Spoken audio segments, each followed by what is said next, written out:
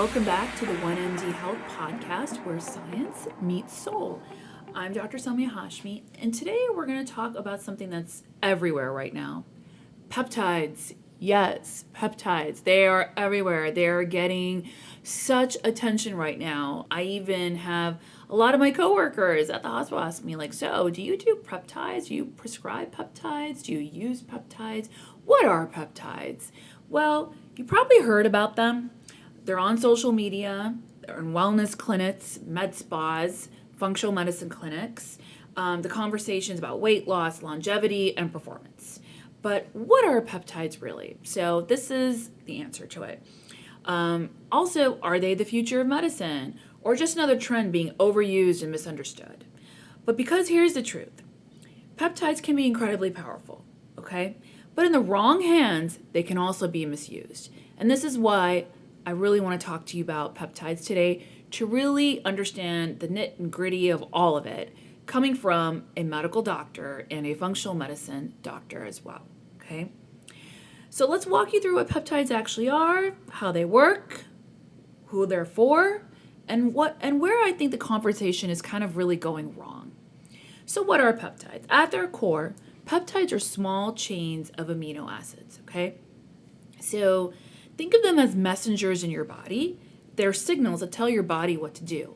So your body already knows how to heal. Your body already has the blueprint.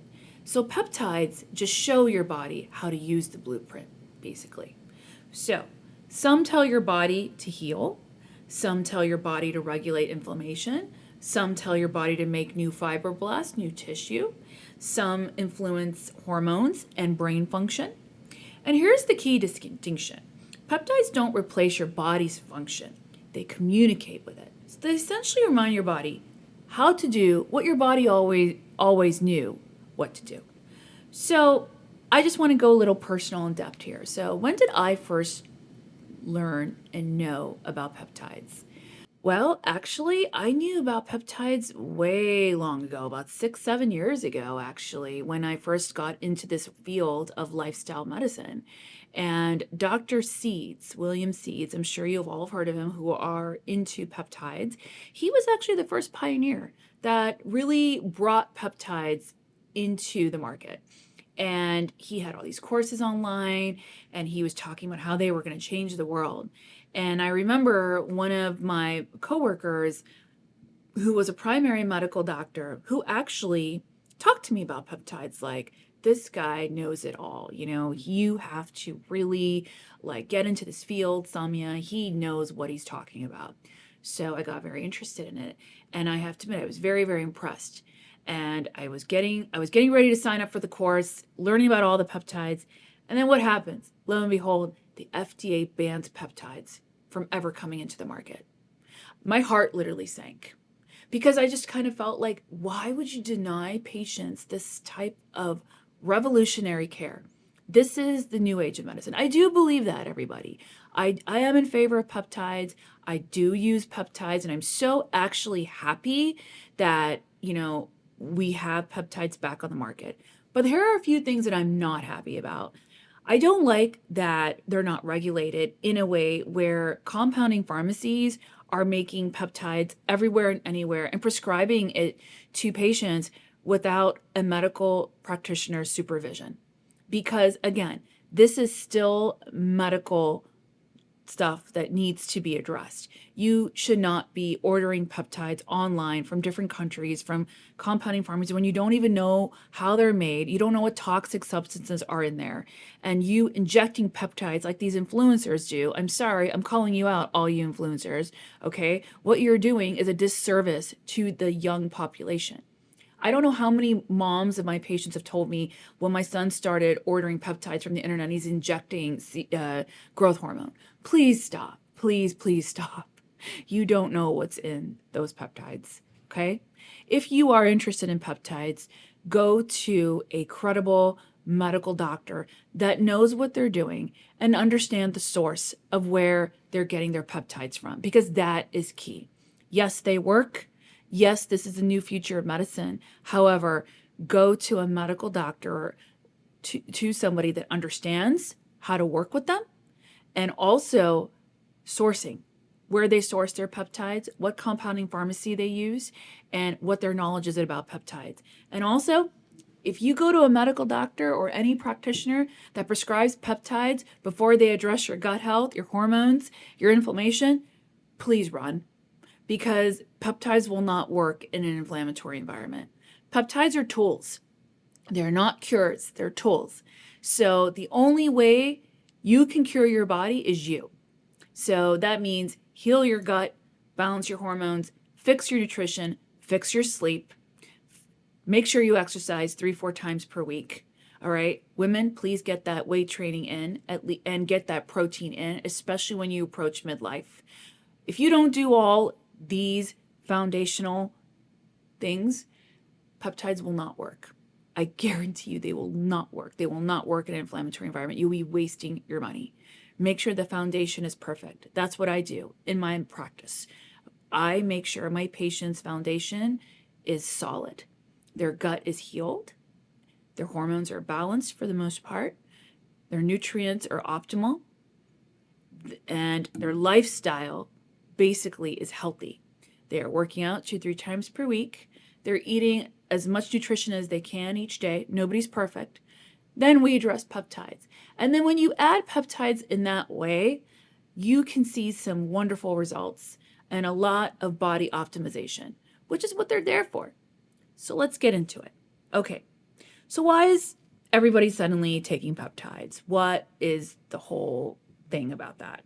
Well, there are a few reasons. First, there's this rise of longevity medicine, okay? People are no longer just trying to live longer. They want to live better, right? Second, the explosion of metabolic treatments, especially GLP-1 medications, are very important, okay? Such as tirzepatide and semaglutide that has gotten a big craze. They are FDA approved for weight loss, for insulin resistance. I'm here for it. So obviously patients want to improve their inflammation. And third, performance culture, right? Athletes, biohackers, high performers, they're all looking for that edge. Like, what can I do better to even do better? So the problem is the conversation has moved faster than the education. So just this hype of everybody wanting to look good. Because the idea, let's just be very honest here and real here. Everybody wants to look good and everybody wants to feel amazing. But let's just please do it the safest way possible. Types of peptides, let's talk about the types of peptides that are out on the market. So the big one, let's start with the metabolic peptides, the ones that people are always talking about, especially GLP-1s, okay? They work by regulating appetite. They improve insulin sensitivity. They help the body manage blood sugar more effectively. Of course, they also help with weight loss, but that is the end result, which is weight loss, okay? And this can be very life-changing. But a lot of times they are overly prescribed, overused, and patients are not managed properly about their protein intake, their exercise intake. They are not medically supervised properly while they're on it. So what do? They go up on the dose and they keep injecting to the point where they cause muscle wasting, and then those horrible side effects are reported. Well, why did I get those side effects? Well, you didn't fix the terrain. You didn't heal the gut. You didn't get rid of the inflammation in your body. So what makes you think a GLP-1 is going to do that? It's going to get to a point where that becomes a Band-Aid as well. So if you don't address the root cause and you just keep putting everything on a Band-Aid, which some clinicians unfortunately use peptides like that, then what's going to happen? It's going to just unfortunately be a vicious cycle. Your body's going to get used to that dose. And then you keep going up on the dose and you keep going up on the dose. And as you keep going up on the dose, what happens? Then there's no change. And then when you get off that GLP-1, rapid weight gain. So fixing the root cause, changing lifestyle habits is key and getting things to be better. Now, when we see people lose weight rapidly, they also lose muscle, which is what I just talked about. They become nutritionally depleted, and they rely on these medications without addressing the root cause of their metabolic dysfunction. So that is just another way of me telling you, please do not take peptides without addressing root cause. Now, what's another reason? What other types of peptides are out there? Healing and repair is a big one, okay? We have these healing peptides, such as BPC 157, TB500. BPC stands for Body Protective Compound. It is actually a peptide found in our gastric juice. And what it does, it's supposed to protect our tissues and promote healing. They're often used for injury recovery, gut healing, and reducing inflammation. And yes, they can accelerate healing. But here's where I take a different approach. You can do that healing first. This is like an add-on, adjunct that will help along with it. So we have to address it, why the inflammation occurred in the first place. Then you can add on BPC, which it can work wonderfully well, and becomes another version of putting a Band-Aid on something deeper if we don't address that. Now, TB500 is tissue repair, thymosin beta. So a lot of times we can use BPC 157 and TB500 together, and we can see phenomenal results in gut healing, joint pain, knee pain, you name it. Now, what's another reason? What's another category of peptides? Brain and nervous system. So there's a fascinating category of brain peptides, and these are my two favorite.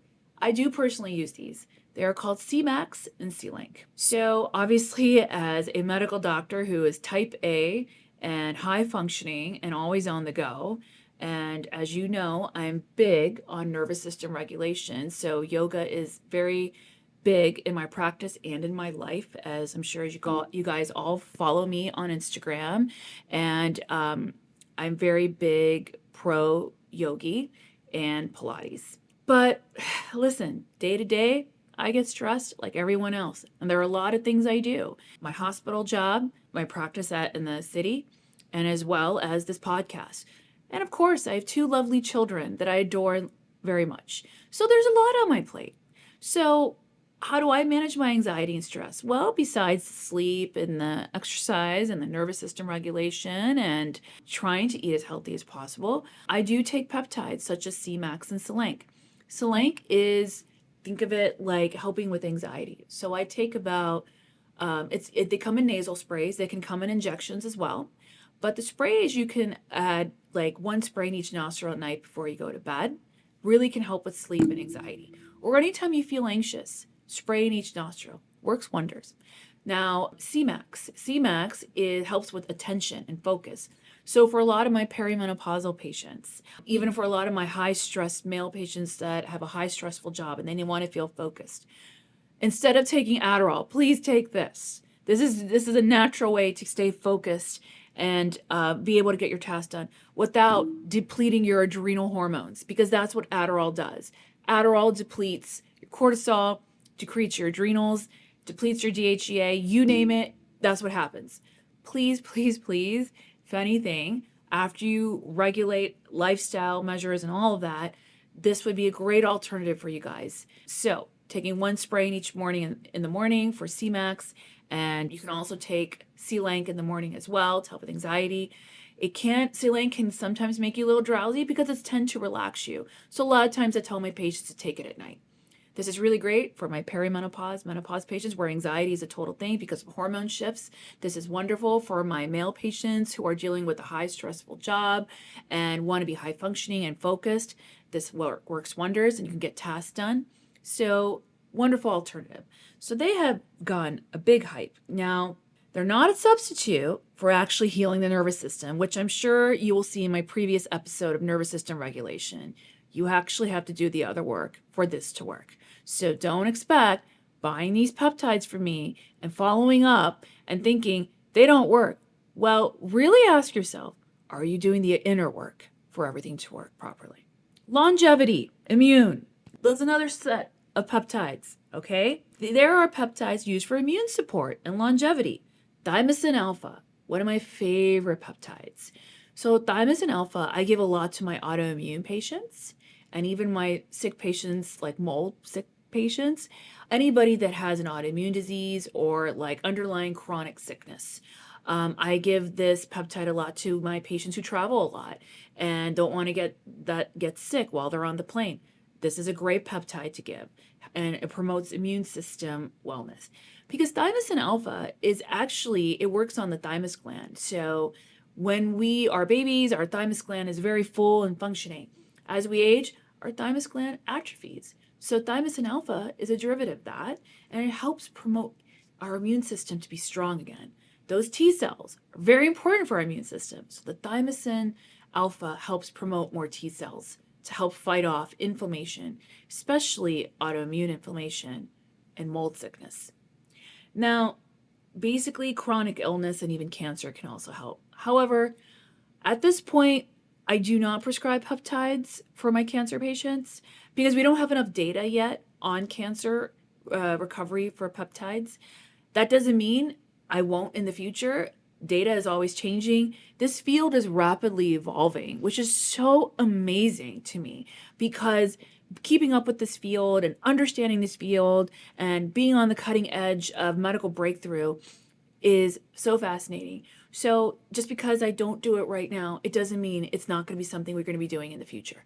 So stimulating the immune system and growth pathways growth pathways in the wrong context can have unintended consequences.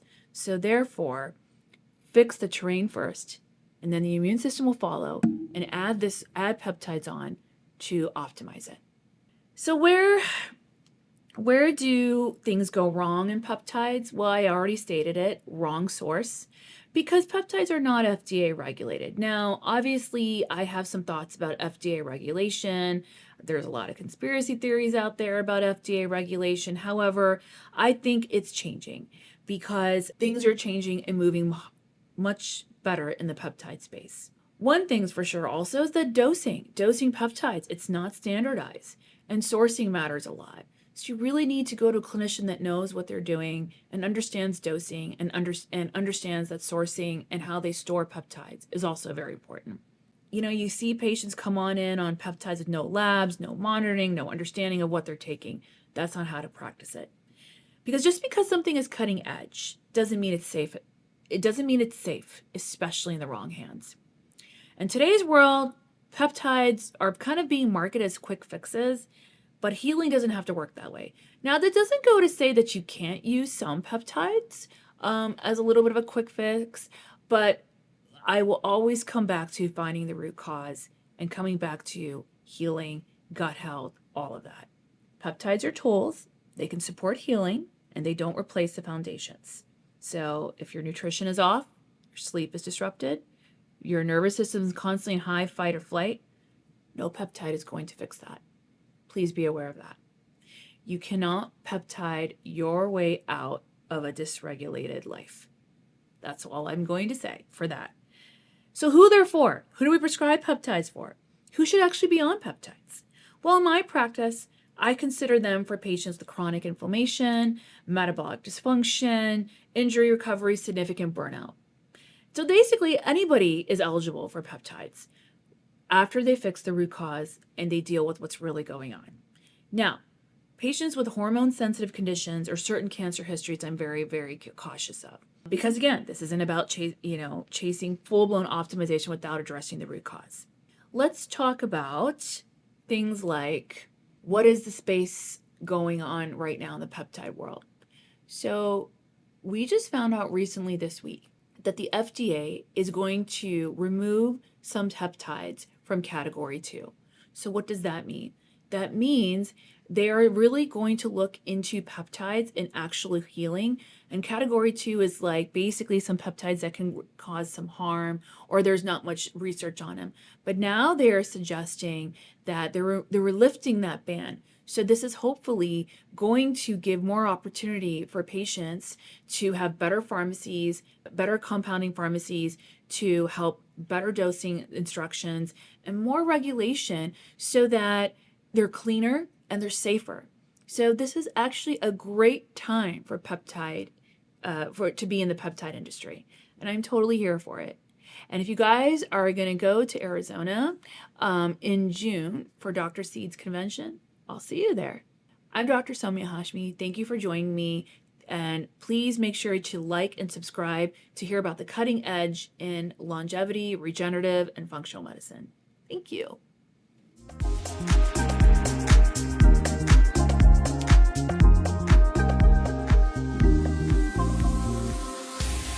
Thank you for visiting OneMDHealth podcast. Please like and subscribe if this podcast resonates with you. If you have any questions, please visit my website, samiyahashmimd.com.